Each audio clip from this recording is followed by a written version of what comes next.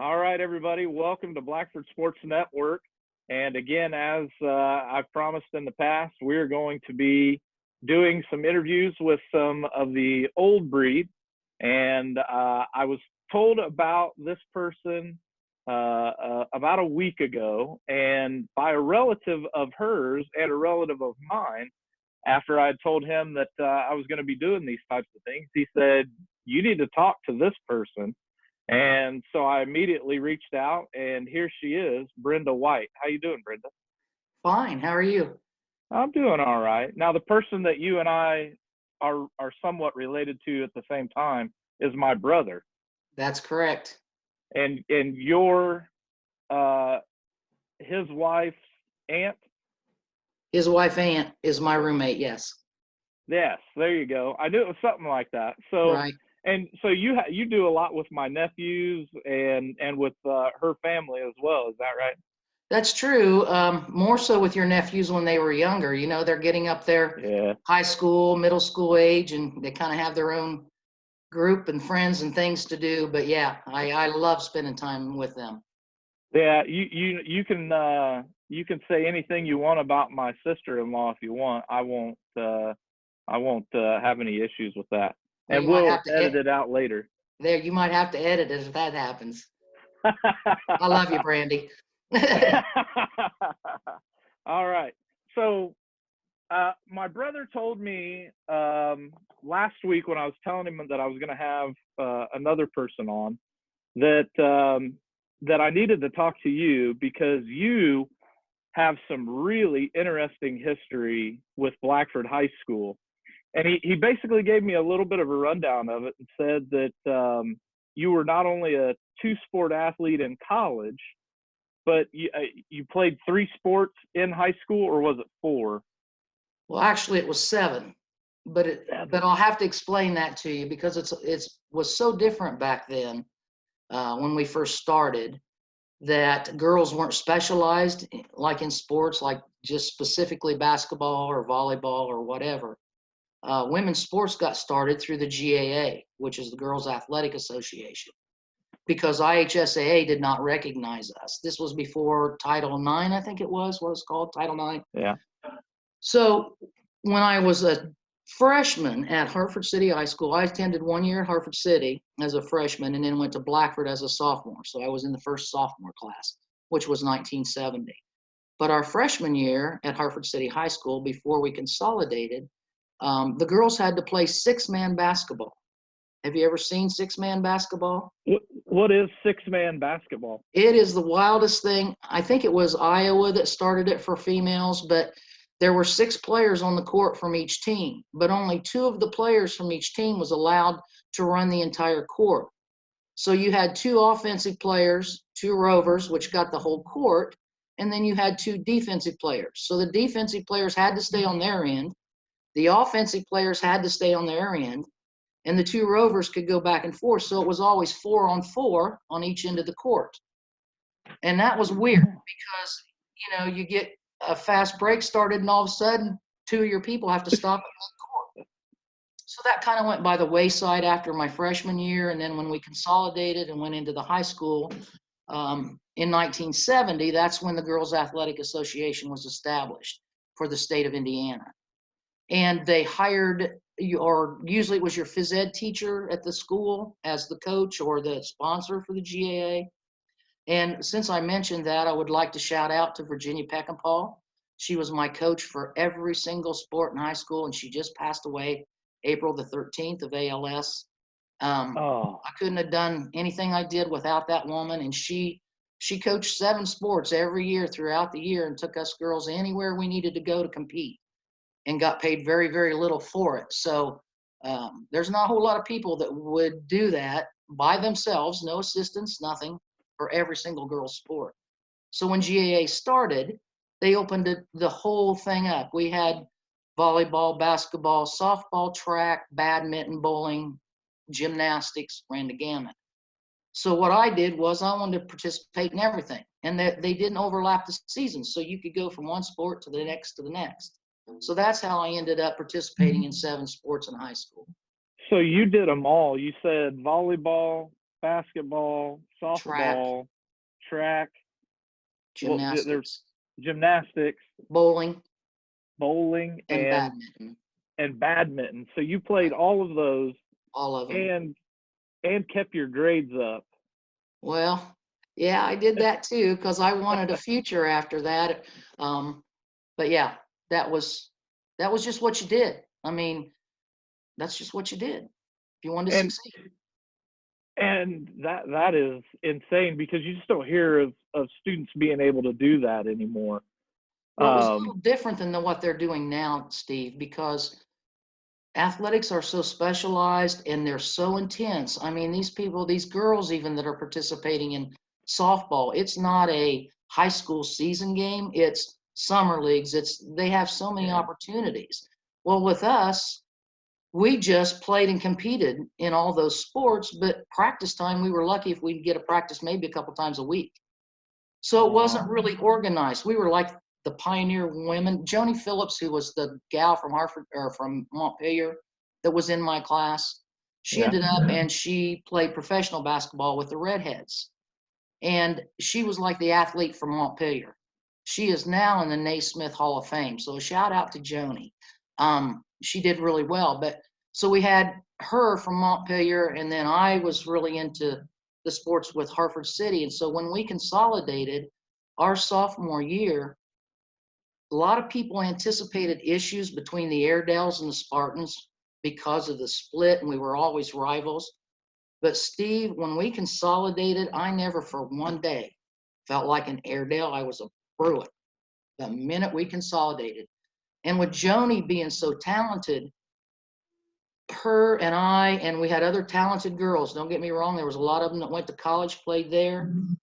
But with her and I, we played all those sports and we dominated most of the time.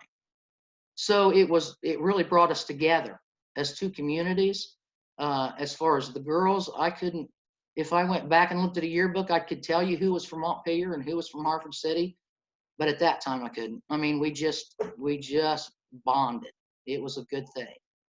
So that's the old rival between Hartford City and Montpelier, um, that everyone still talks about to this day over here. That was basically just the school rivalry. Yes, it was a school rivalry. It just had been, I mean, for years. Right. But when we consolidated, I think part of the reason why it helped was there were so many good female athletes. There were so many great male athletes at that time from both schools that once you start competing together instead of against each other, it changed. I mean, we were packing the gyms for the guys' games back in those days in the 70s when the teams were really strong for basketball. And football the same way. We had really good teams. Well, when you bring that many good athletes all together in one county and they all start competing together, it changes. And I would imagine, I'm guessing this, and you can correct me if I'm wrong, but I would imagine with Blackford's success the last few years, you've seen a little bit more community as Yeah. far as both towns. Not saying he's from Hartford or he's from Montpelier. That would be my guess because that's how it affected us in the 70s, at least from my standpoint. Right. Yeah, you're absolutely right. I don't hear, and I don't. You obviously hear it when you listen to our broadcast. We don't talk about this person being from Montpelier or this person being from Hartford City. I would love to see that whole rivalry issue that's going on that still goes on to this day. I'd like to see it end at some point. Right. Um, but in order to heal that divide, there has to be a knowledge of history and how it became Exactly. before you can heal it. So that's why I've been trying to find out. I've always asked anybody who's bad mouthed Hartford City or bad mouthed Montpelier. I've always asked them, why don't you like them? And their answer usually is, well, they're from Hartford City or they're from Montpelier. Well, but why? Why don't you like them? And nobody can ever give me an answer. So, a high school rivalry obviously would go back many, many years. And if that's your only reason for not liking somebody, then Exactly. it's time to let that stuff go and The move on, kids are the ones that'll especially make that change. What's that? The kids will make the change, You're absolutely right. You have to not get the the adults. older, the adults out of the way and let the kids move on and put it to rest. So I'm glad that's the only reason that they're that way. I'd love to hear anybody else tell me why, a different reason, and maybe we can get it healed one of these days. But so after you did all those sports in high school, what were some of the things that you like to do for fun? Well, I'm a big fisher person. I don't Yeah. say fisherman anymore, but I love to fish. That's a hobby, and camp and RV and those kind of things. Outdoors, anything outdoors. After my body kind of gave up after playing sports for so many years and putting it through quite the ordeal because things were a little different for us girls. Um, it's kind of broken down after all these years. So I kind of went to those sports that you didn't have to really run or jump, Yeah. like billiards and those kind of things. So I kind of got into that for a while, but basically just I like to be outdoors. That's what I like to do the best. Yeah, I think the last time I seen you besides the basketball game, you had just bought an RV and you're camping up there with us. Did you ever get that fixed? Yes, I did get it fixed. Finally, I didn't get to use it last year, but I did get it fixed. So I'll be ready to head out this year. All right, sounds good. I think Brian told me that you guys had some other issues with it. You got stranded somewhere, didn't you? Yeah, but fortunately, it was just a few miles from home, but that happens. I mean, with a lot of RVs, it's maintenance nonstop. Tell me But about it. Tell me about it. So you you went to school at Indiana State and you were a two-sport athlete at Indiana State. Did yes, um, did you get scholarships to go there and play, or were those even available? they weren't. The only thing that was available to females at that time was a state grant given through the school. It was basically half tuition. That was it. I mean, no room, nor boarding, books, nothing. But it was more than we've ever had before. There was only one school in Indiana that was giving those, and that was Indiana State. So Coach Peckinpah wrote a letter on my half and got some recommendations, and they accepted me as long as I participated in track and basketball, and I made the varsity level my freshman year and put 4 years in. That was the stipulation. So I hate track. I've got to tell you that. I won the state in shot put in it, but that was because I wanted to participate in track and I did want to run. So that's why I did that, but I really didn't like track at all. So when I got to Indiana State, they agreed that if I made the softball team my freshman year, varsity, that they would transfer the scholarship to basketball softball instead of basketball track. So that's what I did. I played basketball softball in college. What an experience. I was getting ready to say What an experience. that had to be really tough. Now, transitioning from high school to college, was there a big difference, or was Absolutely. it? Absolutely. That was one of the toughest transitions because Joni and I, and there was other good athletes, so please, I'm not trying to leave them out, but Joni was the strongest, but competition wise, her and I probably were as close as any, and we were strong. But when I got to college and I was there with all of these other athletes that, I had never competed against, it was like a different world. It humbled me a little to start with. I went in cocky, and after my freshman year, found out that cocky don't get it, hard work does. So that's how I ended up, and I played all 4 years for Indiana So you State. were humbled a little bit after your Oh, freshman year. yeah, because you think you're good for a while till you get there and you're around all these other people, and it's like, wow, here we go. But it just made me work harder. It just made me want to work harder. All right, and you say you were varsity for your entire 4 years at Yes, Indiana State for basketball and yes. softball. So you didn't have to do any track while you were there. No, other than the classes I had to take, but absolutely not. I was a short sprinter, not a distance person, so I didn't like those endurance things. So in basketball and softball, now my brother told me that you were at Indiana State the same time that Larry Bird was there. Well, actually, they had to replace me in 76 when I left, so they brought him in 77. Oh, okay. That's that. So You he got just that had it a straight? little bit off. Yeah. So he was not there. He came in the year after I graduated in 76, and he came in 77. I did get to officiate one of the games he played in, though. They did the year after that, they did a exhibition game at the Hallman Center in Terre Haute, and they played the Pacers. Indiana State played the Pacers. So they asked me and a couple other gals to officiate it. Steve, you would have laughed your rear end off if you would have seen me toss the ball for the jump to start with. Oh, Because when I got there with the ball and I went to do the toss and I looked up, oh my gosh, I think I threw it as high as their nose the first time. So I had oh to boy. retoss it, but that was quite an experience. So that's the only time I really was on the court with him. I had a chance to scrimmage with him once and passed it up, which I could shoot myself for today, but Yeah. that was the only time I was on the court with him was when he played against that exhibition game and I officiated it. So that's still interesting. That's still was. interesting. So you went to Indiana State. You obviously got a degree.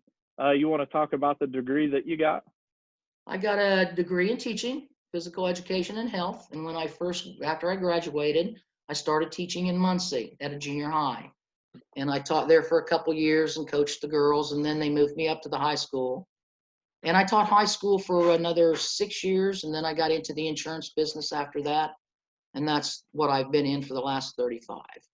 I made more money in the insurance business, but I sure did miss the kids and the coaching. That was enjoyable. Yeah. So I can understand that. I coached Alexa and Peyton both in baseball and softball, and man, that was probably the highlight of my life, minus them being born and all that other right, marriage stuff. all that other good stuff. Since then, that was a lot of fun, and I do miss those times. So you never came back and taught in Blackford County. You taught in Muncie? In Delaware County. What were some of the differences between Muncie and Blackford County at those times? I'm not sure there was a lot. One of my classmates, Marty Daniels, who's now an athletic director down in Kentucky, he coached the high school girls at the same time I was coaching at Delta, the high school girls. And we both grew up in Hartford City. We were good friends, and so we competed against each other. But as far as the differences, as far as sports and that stuff, I didn't see a lot. So they were about the same. Didn't matter what city or town you went to. Right. Sports are sports, and right. And it cycles. You might have 4 to 8 good years, and then all of a sudden, the bottom drops out, and the interest isn't there, and kids get lazy. And then you'll get a few people that'll come in and change the attitude. So that happens. I've seen that happen in more than one school. Yeah, I think we had something like that happen about 3 years ago in Blackford County. I think you might have. Oh, I tell you what, it brought Bruin fever back to Brenda. Yeah, I know you have to be one of the biggest Blackford Bruin fans in Indiana right now, and you don't even live in Blackford County anymore, but boy, you still come to the games, you still watch the games, and you still give me criticism when it's earned. I don't remember doing that. Well, I guess you don't give me the criticism, but I made a comment that you weren't too happy about when we went to North Davies. Oh, about assuming we were going to run over the team? Was that the one? No, I said that. I guess I've made more than one comment about you, Steve. No, I said that if the Bruins were going to play the way they were, they might as well pack their bags and go home. Oh, yeah. That's just the no quit in me. Yep, and that's exactly what my brother said. He goes, "Hey, you really struck a nerve with Brenda on that one. You need to watch it." And I said, "What are you talking about? They were playing really bad, and that was the truth at that point in the game. If they didn't get their heads out of their butts and start playing basketball, they might as well pack their bags and go home. They didn't deserve to be down there. And in that game, they turned around and won it in the fourth quarter. Right. I think that was the game they tied, went into overtime, and they came back and won it. And they did. They got their heads out of their rears and came back and won that game. But my brother said, boy, you really, man, Brenda. He goes, I don't think you understand how much of a fan she is. And I'm a competitor too. Yeah.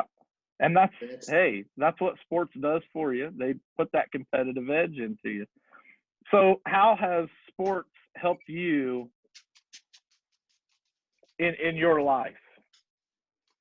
Well, I think one of the things that had helped me, I'm in the insurance business now, and it's sales, and I do some management stuff too and some education. But when you're in sales, you get a lot of no's.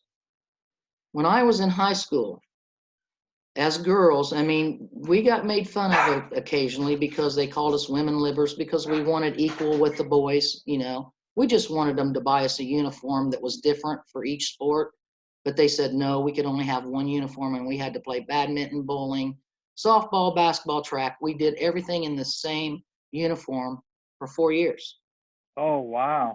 So we were fighting, and we were pioneers. We just wanted equal, and we didn't bring in the revenue the guys did, and we understood that because we were just getting started. But I heard no so many times and decided, you know, you can't take no for an answer always, which has helped me in my career as far as sales, not taking no the first time. And I'll give you a couple funny things if you've got time. I got plenty of time. Some of the things like that we had to endure in high school that's a whole lot different now than it was then when you were a female. I believe it was my sophomore year, we were at the regional track meet, and I also participated in the high jump, and I won the high jump that year. So the Blackford newspaper, Blackford Bruin Informer, I think it was called, Yep. put a picture of me going over the high jump bar and said, "Bouncing Brenda breaks 2 records." Well, I was not small chested. And it was, they teased me about that all the time. So today, there's no way that anybody could get by with doing that. Well, you know, I had to kind of work through that, but that's okay. So when I went to the state gymnastics meet, I qualified in the trampoline. They introduced a trampoline to Blackford High School in 1970. No one had ever competed on it. We hadn't had a gymnastics team per se. So it did involve running, so I decided I can jump. I'll do that. So I did the trampoline, and I went to the sectional, and I won it. And I was the only one that competed on it. That's why I won. So they sent me to the regional, and I competed there, and I won the regional also, but there was no other competitors. So I'm flying pretty high. You know, I'm number one in the sectional and the regional, even though there was no other girl participating. So they sent me to the state, and it was up in Mishawaka. And Mishawaka had a real strong gymnastics program for girls from the time they could walk all the way up. We were Blackford High School first year, and I was the only one there from Blackford competing on the trampoline. So I asked for a leotard to wear to the state gymnastics meet. They gave me the boys' wrestling warm-ups to wear. Now, if you remember back in the 70s, those warm-ups were all black. They were Bruins, so it was this big, bare, black warm-up. They had opening ceremonies at the state gymnastics meet, and we had to line up. And you know how girls parade gymnastics, point their toes, swing their arms, straight back. So here's all these girls in pink leotards, probably 50 of them, and Brenda in the middle in a black Bruin wrestling warm-up suit. In the procession, I was totally embarrassed. And I looked up in the bleachers where my coach was sitting, and she had her face in her hands, laughing so hard she couldn't even look at me. Oh. So those are some of the, you know, those are just a few of the things that we went through just to try to get at least enough respect to get a uniform. I mean, forget getting warm-ups or shoes or any of that other stuff. That didn't exist. So when Blackford High School established their Hall of Fame rules originally, this was before this last one. It wasn't really a Hall of Fame, it was more like recognizing athletes. And if you remember back in the day, Blackford on one of their gym walls in the hallway, they had all the athletes from the past that had done something. Well, my picture was never up there. When they established the rules of getting your picture as being a Blackford athlete up there, one of the rules was if you won a state title in anything, you automatically qualified. So I won a state title in 71 in the shot put. So I was to be the first one in from the school. Right. But at that time, because of the male, female, and the bumping heads and all that was going on, they decided that they couldn't have a girl being the first one in from Blackford. And second of all, they told me that since it was GAA and not IHSAA, they weren't going to allow it. Now, How long ago was this? Later, that was in 70. Well, that was right after I graduated when they started that. So, but they, they said, no, we're not going to recognize you because there was no IHSAA for females. But, and I could, Steve, I could tell you, we would be here till midnight if I went back and told you all the things that I've experienced through Blackford High School athletics. I'll tell you, and then I won't go into the past a bunch, and I need to take a drink real quick. Okay, go ahead. You got plenty of time. You do whatever you need to do. Okay, I'm ready. Go ahead. When they first started volleyball, which was nothing more than bumping it across the net, sometimes they were endurathon matches. They decided to have a district volleyball tournament at Ball State for the girls, for GAA. So we showed up there one Saturday, and I can't even tell you how many teams were there. It was all over the district, about everyone you could think of, Burris, Westell, all over the place. They'd never done this before. So we started playing.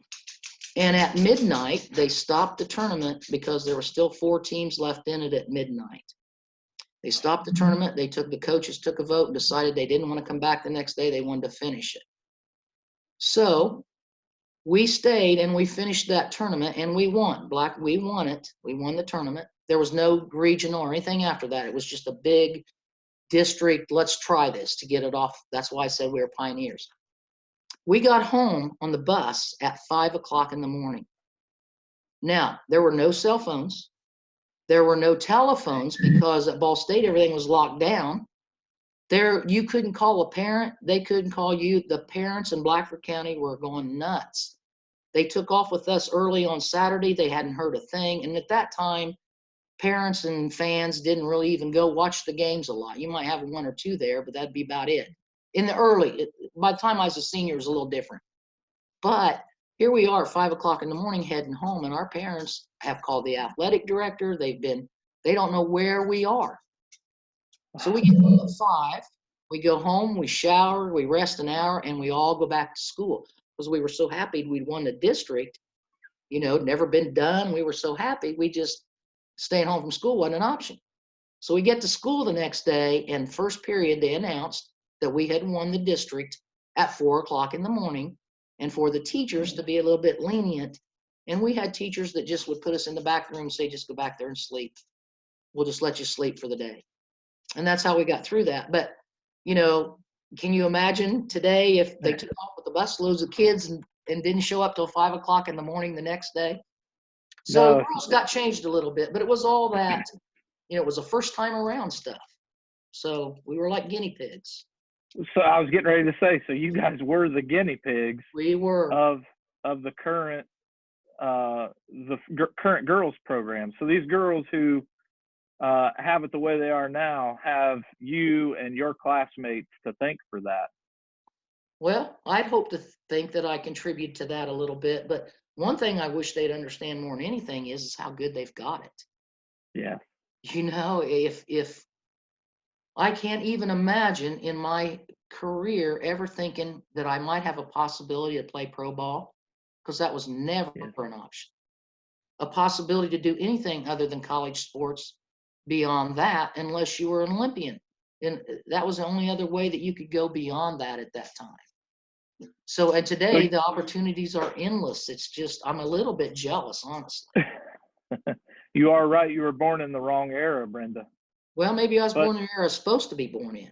I was getting ready to say you probably were born in the right era because you paved the way Correct.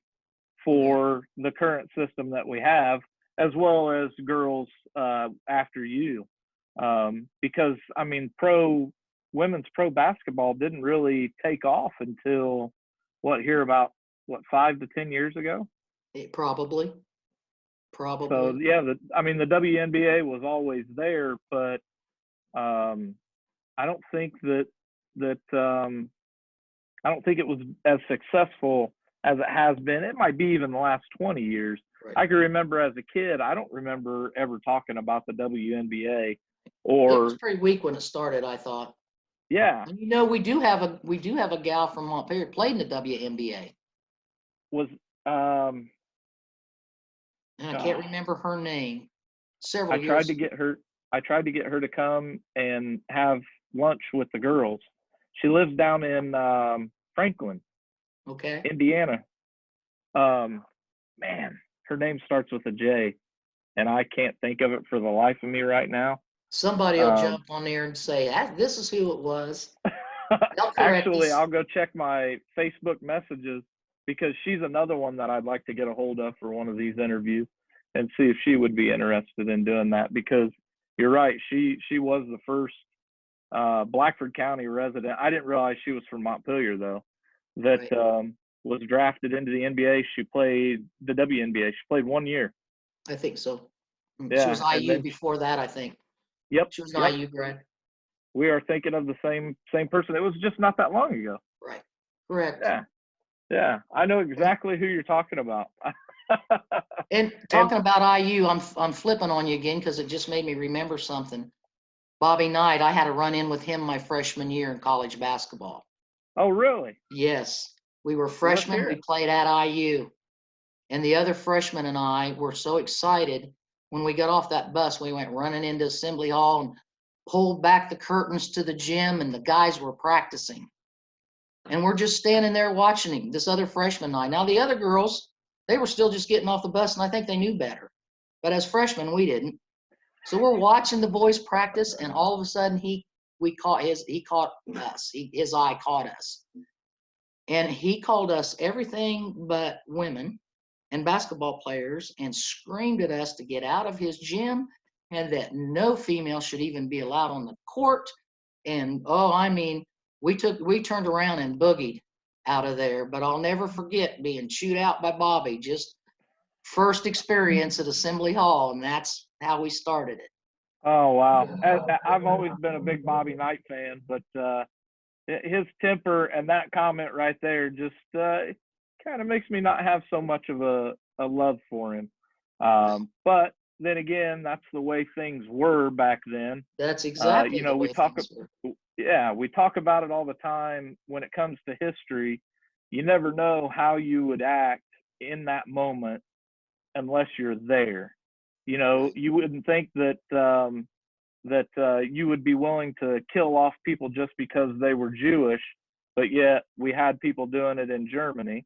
You Right. wouldn't think that, knowing what you know now, that you would be a slave owner, but yet millions of slaves in America.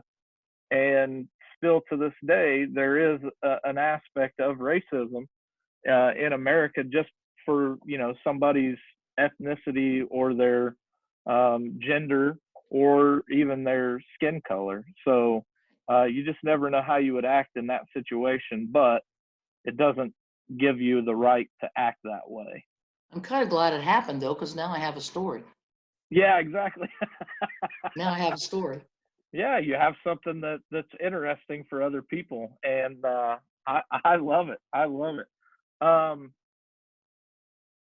let's see One here. thing I do want to say for sure, because I know that I talk a lot of times when I went into the Hall of Fame and we had to give up and do a little speech thing. I told them the story about the gymnastics state tournament just to kind of let them know what we went through. But I don't ever want to leave anybody with the impression that I'm not appreciative of what Blackford High School did for me, because I am. They opened up more opportunities. I had more opportunities there than we would have had if we'd have stayed Montpelier and Hartford City. So, and music wise, academically, sports wise, when I went to Blackford High School, there was no place else I wanted to be. So I want you to know I do appreciate that and what they did. Yeah, I wouldn't even have thought that you didn't appreciate it, because it sounds like most of the things that you're talking about, although some of them directly relating to the Blackford schools, it seems like the most of it would relate more at the state level than the local level. So, I mean, Right. obviously, you didn't have a good uniform to wear for your gymnastics state tournament, but again, back then, And there's another I guess, story. yeah, exactly. You don't think of those things until you're in that moment, and to hear that it's this current makes it, it hits closer to home. Right. And I find that just interesting. I love history, so I love listening to these things, and I like that we can bring these things home. And you're absolutely right. These girls have a lot to be thankful for these days because of women just like yourself. Right. And it So wasn't that it wasn't that we wanted flash with uniforms and those type of things. We didn't want to be embarrassed, but it wasn't that we wanted flash. But Steve, back in those days when there wasn't all the pomp and circumstance and all that, you played your hardest because you loved it. And yeah, because I hate to lose. I just hate to lose. So it didn't matter if we played in Converse flat tennis shoes, same ones for 4 years. We loved it. And that's the best we had, and we ran with it. So sometimes it's the poorest of us that are more thankful because of the things that we've had to endure. right, I didn't grow up wealthy at all. Been working since I was 15, right, and I took a lot of things for granted, even being poor. But I still appreciated it now. I right. appreciated growing up that way because it made me who I am today. So, um, I agree. you mentioned, huh? I agree. What don't kill you will make you stronger. Absolutely, and I think there's a lot more kids that need to maybe go through that kind of thing so that they can appreciate it more. Right. But you did talk about the Hall of Fame, and you were inducted into the Blackford High School Hall of Fame a couple of years ago. Was it 3 or 4 years ago that you were inducted? 15. 2015, so it's Right. 5 years ago. Right. What was that like, finally being recognized for your accomplishment? Well, it was awesome. I was surprised. And the reason why I was so surprised is because no one kept statistics.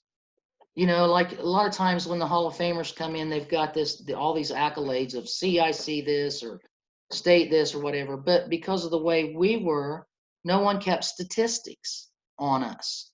So how do you pick someone for the Hall of Fame with no statistics? So I was really kind of surprised. But Russ Sutton, I love Russ Sutton, not because he did this, but I've known Russ forever.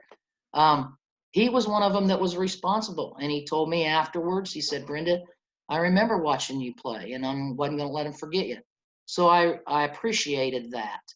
But when they first sent me the letter, I was kind of in shock. It was like, I just wasn't ever expecting that, especially after the disappointment of not making it when they first started that thing on the wall.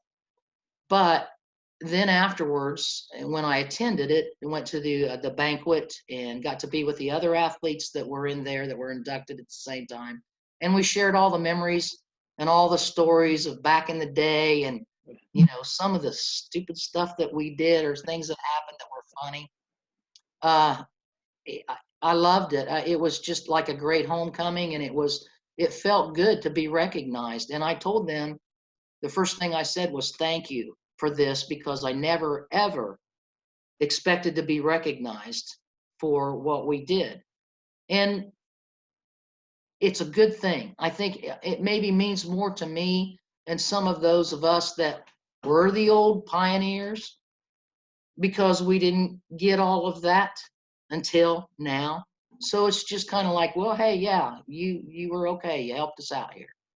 Yeah. So yeah, I enjoy that. I think it's a great thing that they're doing to recognize those, and it'll blow you away if you go back and look at the ones that have been inducted already. Man, I feel honored. I mean, I'm amongst some really talented, great Blackford athletes. That's interesting because, to be quite honest with you, when you were inducted, I thought that's when it all started. Started the year before me. Is that what it was? Yep, I was in the Okay. second class. Okay.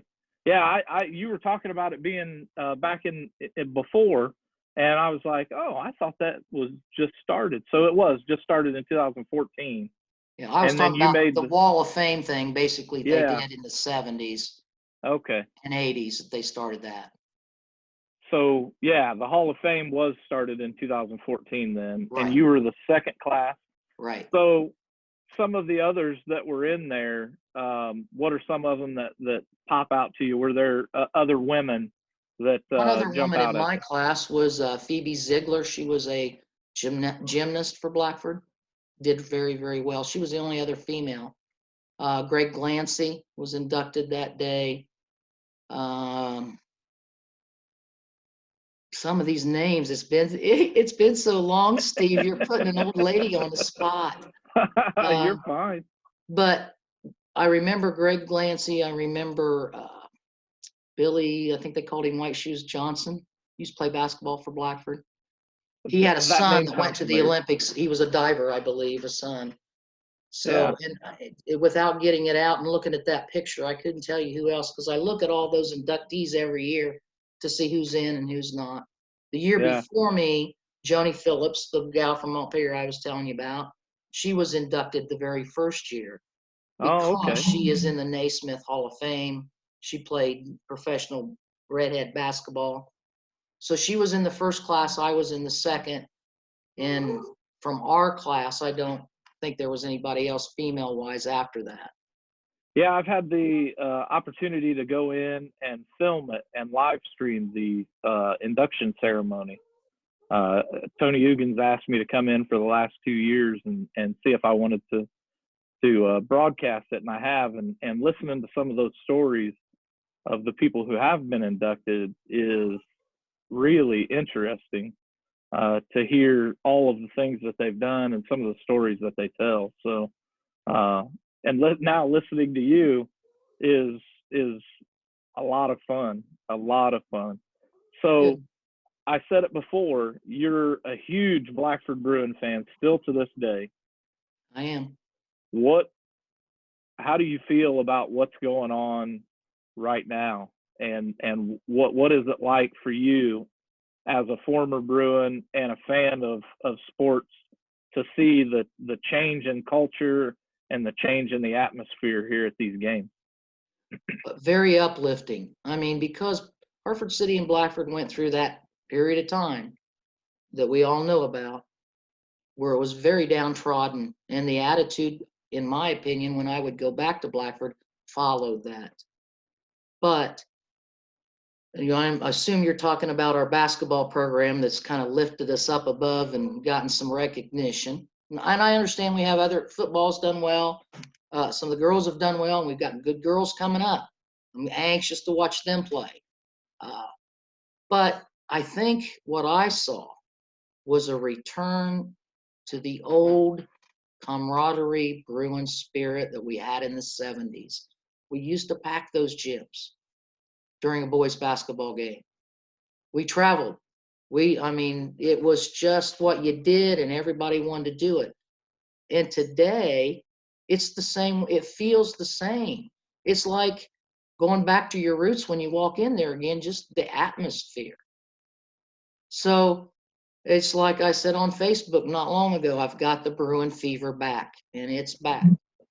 So I'm glad to hear hopefully that. that will continue. They don't have to be the best, but when I see kids working hard, and I've seen them work harder to me, it seems, in the last 3 years than I've seen them work ever before. So kudos to the kids that are working hard and got that spirit back for us, because us old people are loving it. Hey, this old people likes it too. It's like going home. When it's like that, it feels good to come home. Yeah, it has been a lot of fun, and watching these kids improve and watching them excel in their sport. I've said it for a long time now, but 4 years ago, it all started with the baseball program winning sectionals. And they had, at that time, they had that, no, not, I'm not giving up. They were in the sectional final with Taylor High School. And Taylor was expected to just beat up on Blackford. And Blackford held their own. They had good pitching that day.